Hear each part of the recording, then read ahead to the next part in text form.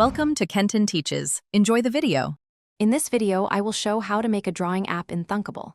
First, drag a canvas component onto your screen. This will be your drawing area. Make sure to set its width and height to fill parent so it takes up the available space. Next, add a button component below the canvas.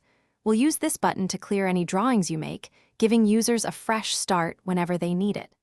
This foundational setup is crucial for a functional drawing experience. Now, let's make it draw. Go to the Blocks editor and find the Canvas component. We'll use the When Canvas Touched and When Canvas Dragged blocks. Inside these, use the Draw Circle block. This creates a small circle at your touch point. Connect the current X and current Y values from the touch event to the circle's center coordinates.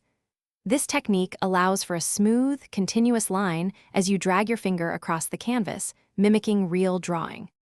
To enhance your app, let's add customization. Introduce several button components, each representing a different color. When a color button is clicked, set the canvas's pen color property to that specific color. For line thickness, add a slider component. When the slider's value changes, update the canvas's pen width property accordingly. This gives users control over their artistic expression, making the app more versatile and engaging for various drawing styles. Finally, let's implement the clear function.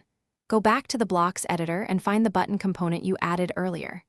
Use the When Button Clicked block for this button. Inside this block, simply call the canvas's clear function. This action will instantly erase all drawings from the canvas, providing a clean slate. It's a simple yet essential feature for any drawing application, allowing users to start fresh with ease and continue their creative process. Thanks for watching. Please subscribe if this video was helpful.